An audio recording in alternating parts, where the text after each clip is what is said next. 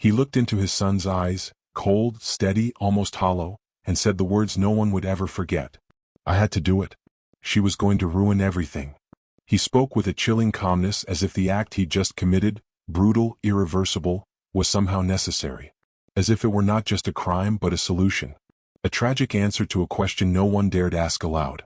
But what he didn't say, what he kept buried in silence, was the part that made this betrayal so deeply unforgivable. He had been sleeping with his son's wife.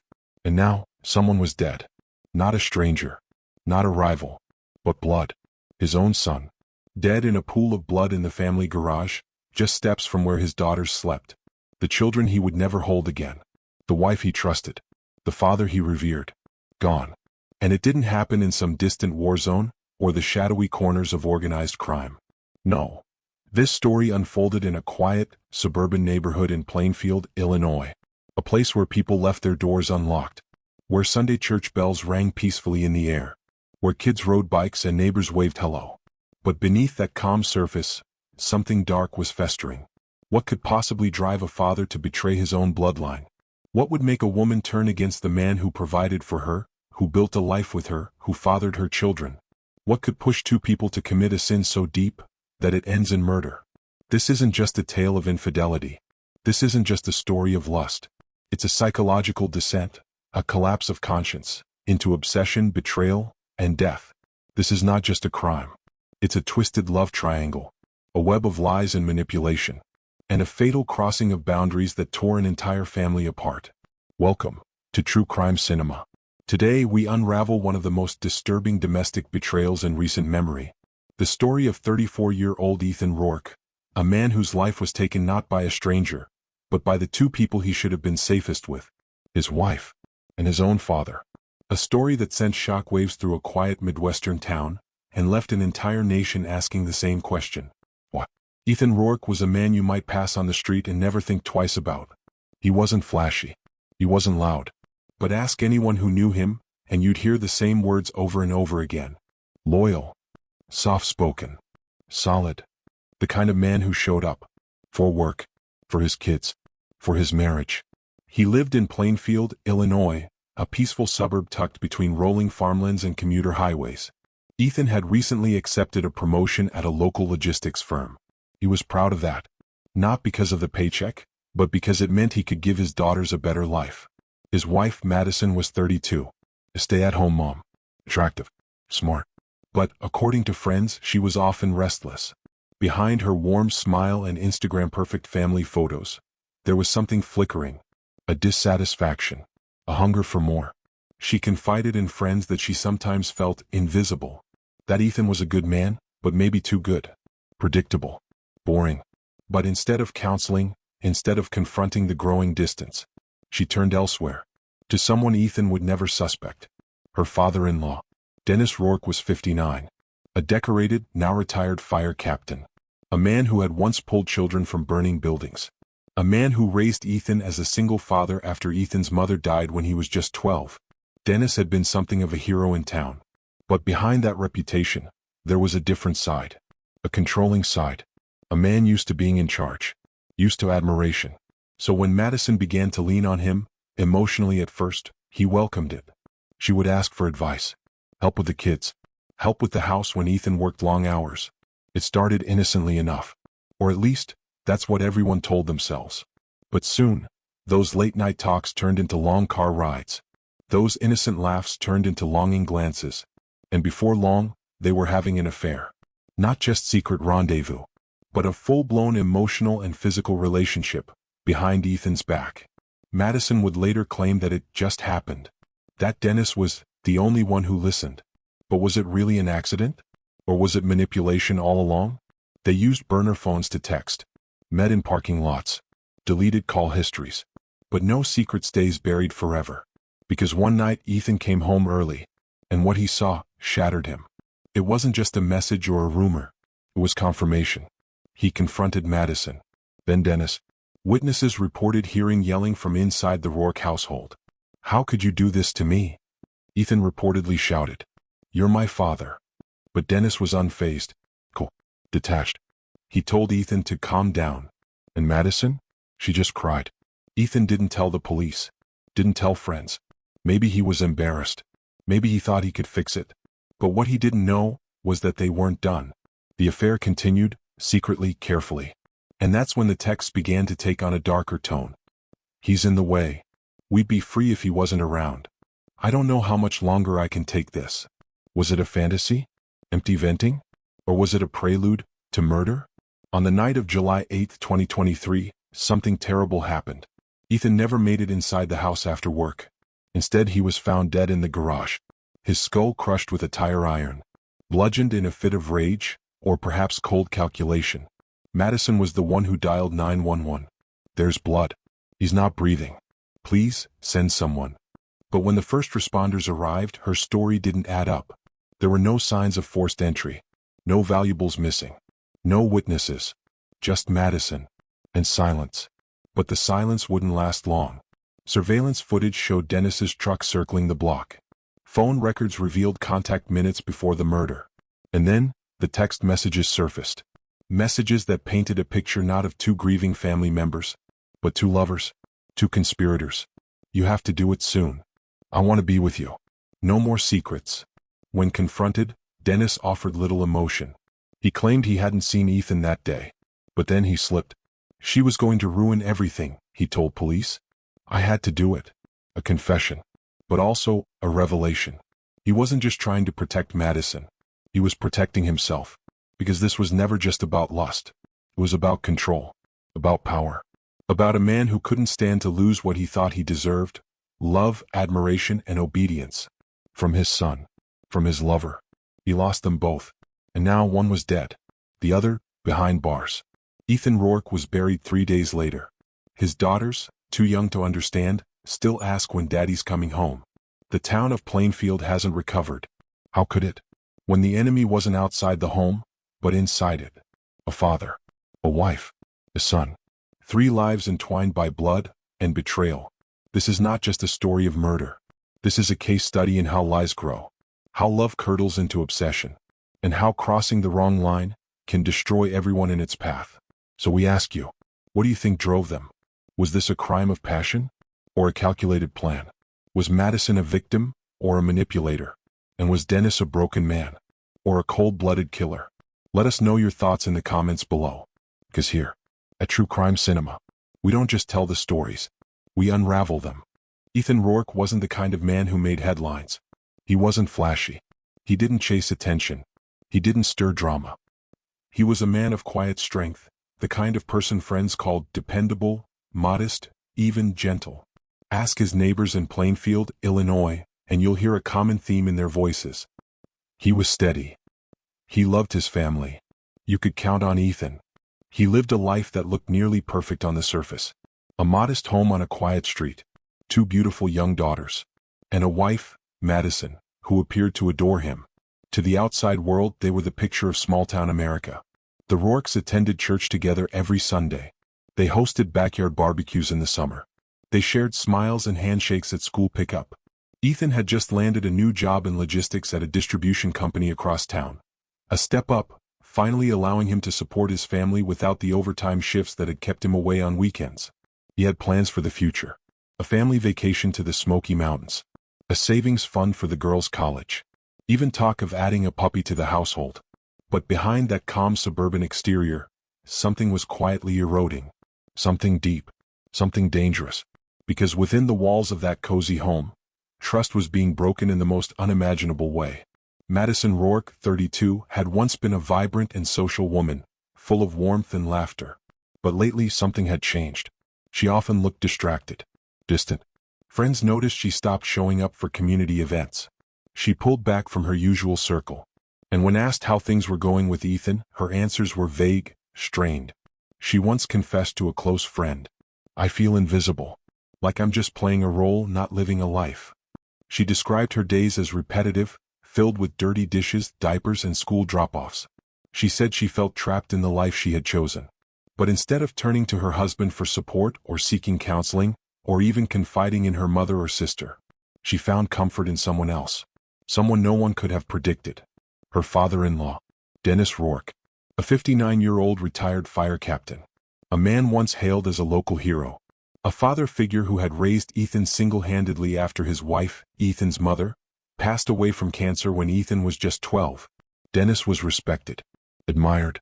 He had spent over 3 decades saving lives and commanding respect. He was supposed to be a pillar of strength in the Rourke family. But behind closed doors, something twisted began to form between him and Madison. It started under innocent pretenses.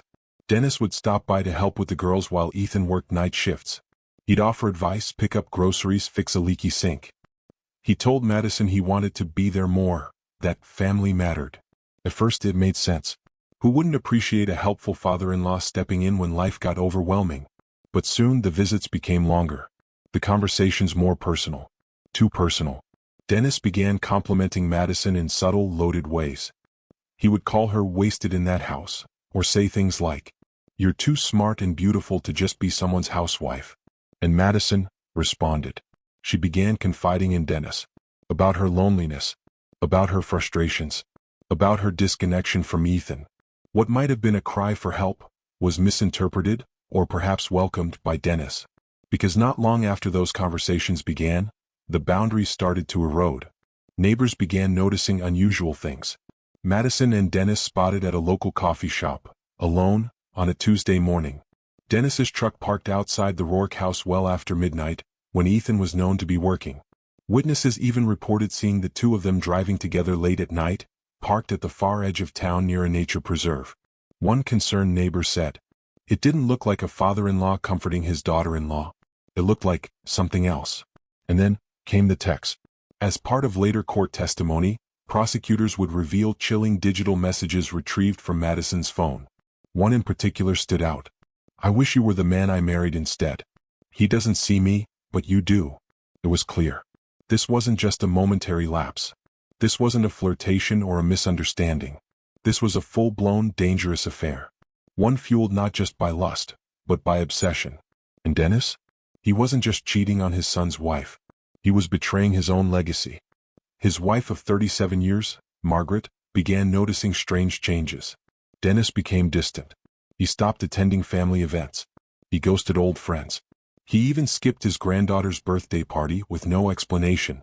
And most telling of all, he began spending more and more time at Ethan and Madison's house, especially when Ethan was at work. It wasn't long before Ethan started sensing something was off. He'd come home from a 12-hour shift to find Dennis leaving the house in the early morning, making awkward excuses. He'd notice Madison acting nervous whenever Dennis texted. And then in early June of 2023, the dam broke. Ethan allegedly found a message thread between his wife and his father, partially deleted but still damning. Suggestive language. Plans to see each other soon. Even a shared photo, too intimate to explain away. It was the moment every husband dreads. And worse, every son fears. Ethan confronted Madison. There was yelling, shouting, accusations. He demanded answers. According to one of Ethan's close friends, who later testified, Ethan was devastated. He couldn't wrap his mind around the betrayal. Not just the affair, but who it was with. Ethan reportedly told that friend, over beers at a local bar, "If I ever find out they've crossed the line, I'll never speak to either of them again." It wasn't just rage in his voice, it was heartbreak. He didn't immediately call the police. Didn't file for divorce. He wanted to process. To confront them. To somehow salvage the ruins of what once felt like a real life. But what Ethan didn't know was that the danger wasn't over. It was just beginning. Madison and Dennis continued communicating, covertly, using burner phones and encrypted apps. They knew Ethan suspected them. And instead of pulling away, they dug in deeper. Psychologists later described their relationship as toxic codependency. A dynamic where boundaries ceased to exist. Where each person became the other's justification for violating every moral code. Dennis, once a man of service, had become intoxicated with the fantasy of starting over, with his son's wife. And Madison wasn't resisting. She had begun telling Dennis that she couldn't breathe with Ethan around. That she was suffocating. That she wished they could be together, without anyone in the way. The messages grew darker. More urgent. "I can't keep doing this," she wrote in late June. "He's watching everything. I'm scared." Dennis's response? "I'll take care of it." Those 4 words would later become the cornerstone of the prosecution's argument. Because what happened next wasn't an accident. It wasn't spontaneous. It was methodical, planned, and it would end with Ethan Rourke lying dead in his own garage. Ethan had no idea he was running out of time. He thought confronting his wife was the worst of it. He believed, maybe foolishly, that his father would admit the mistake, apologize, that somehow the family could heal. But instead he was being watched, monitored, silently marked by the two people who should have protected him the most. He tried to go on with life. He showed up to work, took the kids for ice cream, smiled through clenched teeth. But something in him had changed. The storm was coming. He could feel it. In the weeks that followed, Ethan became more withdrawn. He began sleeping in the guest room. He started locking his phone. And he quietly made an appointment with a divorce attorney. But he never made it to that meeting. Because on July 8, 2023, Ethan was silenced. Permanently. What happened in that garage remains the subject of both forensic analysis and public horror. But one thing is clear. He never saw it coming. And when police pieced together the timeline, when they dug into the text records, when they reviewed the surveillance footage, they uncovered not just a murder plot, but the unraveling of a family ripped apart from the inside. All because one woman felt unseen, and one man couldn't let go of control. 2 weeks after Ethan Rourke confronted his wife and father about their affair, silence fell over the quiet street of Oak Bend Lane in Plainfield, Illinois. It was a Saturday night, humid still. The kind of summer night when nothing seems out of place. Until it was. At exactly 9:37 p.m. on July 8, 2023, a call came into the Will County 911 dispatch center. The voice on the line was frantic, gasping. "My husband's not breathing. There's blood, there's so much blood, please, someone help." The caller was Madison Rourke. Her tone trembled with panic. Her words choked with sobs. But trained dispatchers noticed something. She didn't ask what had happened. She didn't say someone broke in. She jumped straight to blood. And when first responders arrived at the Rourke home just 8 minutes later, what they found didn't match the hysteria on the phone. Ethan Rourke, 34, was lying face down in his garage. His skull had been crushed, shattered by blunt force trauma. Blood pooled beneath his head and smeared across the concrete floor in wide, chaotic strokes. But here's what stood out. There were no signs of forced entry. No broken lock. No shattered windows. No signs of a struggle elsewhere in the house. Nothing had been stolen. The only thing missing was a reason. But to detectives, the message was clear. This wasn't a robbery. This wasn't a random act. This was personal. And whoever did it came there to kill. Near Ethan's body, they found the weapon, a tire iron. Its bloodied edges still wet. Detectives noted it was worn, slightly rusted, and unmistakably old. A quick comparison to an old set of tools Ethan's father, Dennis Rourke, had been seen using in past family photos suggested a match. But that alone wasn't enough. Madison told detectives she had been inside with the children when she heard a loud bang from the garage. She claimed she ran out, saw her husband collapsed, and called 911. But inconsistencies emerged quickly. Her clothes had no blood on them. Her timing was vague. And her story kept changing. When questioned further, she said Ethan had gone to check on a water leak in the garage. But Ethan wasn't the kind of man to forget plumbing issues. And there were no signs of any leak. The first break in the case came from a neighbor across the street. Their doorbell camera, quietly recording that night, captured something chilling. At 8:56 p.m., a dark blue Ford F-150 truck was seen idling just yards from the Rourke driveway. The model matched Dennis Rourke's vehicle. It sat there for 7 full minutes before disappearing from view. At 9:05 p.m., just minutes before Madison's 911 call, the camera picked up a faint, metallic thud, followed by silence.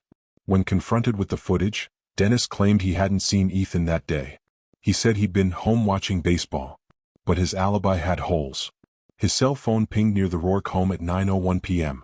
And a gas station receipt from earlier that evening showed he had filled up less than a mile from their address. That's when detectives dug deeper into their digital lives. And what they found rewrote the entire case. In Madison's phone records, investigators discovered a hidden messaging app. Encrypted, difficult to trace. But not impossible.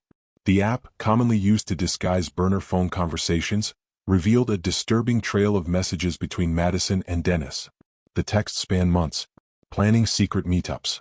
Expressing devotion. But more than that, they revealed premeditation. One message, dated June 29th, read, "He's in the way. If he wasn't here, we could finally be together." Another, from Dennis, Say the word. I'll handle it. Dennis later told authorities the message was taken out of context. He claimed he meant he'd talk to Ethan, not hurt him. But no one believed that. Especially not when detectives recovered a deleted text from Madison, sent 2 days before the murder. Promise me it won't be messy. I can't risk the girls seeing anything. Now the picture was coming into focus. Investigators believe Madison lured Ethan into the garage, under the guise of fixing a leak or checking something suspicious. She likely texted Dennis when Ethan was in position. Dennis entered the side garage door, quiet, rehearsed, and then struck. What's hard? Right to the back of the skull. The autopsy later confirmed the fatal blow caused immediate unconsciousness. But Dennis didn't stop there. He struck 5 more times, fracturing the skull, breaking vertebrae, rendering Ethan unrecognizable. The most haunting part? There were no signs of defensive wounds, meaning Ethan never even turned around. The trial began in early 2024. By now the story had gone national. The betrayal, the affair, the patricide. Every news outlet wanted a piece. True crime podcasts, courtroom sketch artists, viral theories. Inside the courtroom, the atmosphere was thick with disbelief. How could a father do this to his own flesh and blood? The prosecution wasted no time. They painted a portrait of madness, of a man consumed by obsession, driven by lust, blinded by rage, and a woman who orchestrated it all, behind a veil of victimhood, lust, betrayal, and a father-son rivalry that turned into bloodshed, the prosecutor told the jury. They described how Dennis had been grooming Madison, how Madison, in turn, manipulated Dennis into doing the unthinkable. Then came the bombshell. Madison had agreed to testify. In exchange for a plea deal, manslaughter instead of first-degree murder, she took the stand and pointed the finger at Dennis. Through tears, she told the court, "I never wanted Ethan dead. I just wanted out." Dennis took it too far. She claimed she was emotionally vulnerable, that she'd been drawn into something she didn't understand, that she had tried to stop him, but by the time she realized how far it had gone, it was too late. But jurors weren't convinced. They saw the messages. They heard the recordings. They knew Madison had called Ethan a roadblock more than once. One juror later told reporters, she knew what she was doing. And Dennis? He just did the dirty work. On March 12, 2024, the verdict was read. Dennis Rourke, guilty of first-degree murder. He showed no emotion, no tears, just a blank stare, as if he still didn't believe what he'd done. The sentence? Life in prison without parole. Madison, now a convicted felon, was sentenced to 18 years behind bars. She will be eligible for parole in 2035. But even after the sentencing, questions remained. Was Madison the mastermind all along? A manipulator who bent 2 men to her will? Some psychologists labeled her a covert narcissist. One expert noted her behavior showed signs of emotional grooming, playing the victim while subtly pushing others toward violence. Others argued Dennis was the true predator, harboring long-standing resentment toward Ethan's success, and seeing Madison as both a lover and a weapon. Some believe he never forgave Ethan for surpassing him in life, becoming the kind of husband and father Dennis never was. So when Madison appeared, young, vulnerable, craving attention, it wasn't just attraction. It was an excuse, an escape, a fantasy of rewriting his own past. In the end, maybe it wasn't just about Madison, or Ethan, or the lies. Maybe it was about power. And what happens when love is twisted into possession? When desire mutates into delusion? And when the people closest to you become the ones who destroy you? This case didn't just shake a small town in Illinois. It shattered the illusion that betrayal is only skin deep. Because when trust is broken by the ones you love most, there's no limit to how far the darkness can go. Stay alert, stay safe, and remember, some crimes aren't just tragic. They're cinematic. This is true crime cinema. This wasn't your average love triangle. This was something far darker, far more twisted. It was a slow psychological descent, one built on deceit, emotional manipulation, and a level of betrayal that borders on the unimaginable. A trusted father, a devoted wife, and a man, Ethan Rourke, caught in the crossfire of 2 people who should have protected him, not plotted against him. This wasn't just adultery. This was a conspiracy. A dangerous cocktail of obsession, delusion, and suppressed resentment that detonated into bloodshed. One moment of passion became a deadly secret. And that secret became a murder. Now a son is gone. A family, once picture perfect, is shattered beyond repair. Two young girls will grow up without their father. And the people responsible? The very ones who were supposed to love him most. All because two people couldn't, or wouldn't, walk away.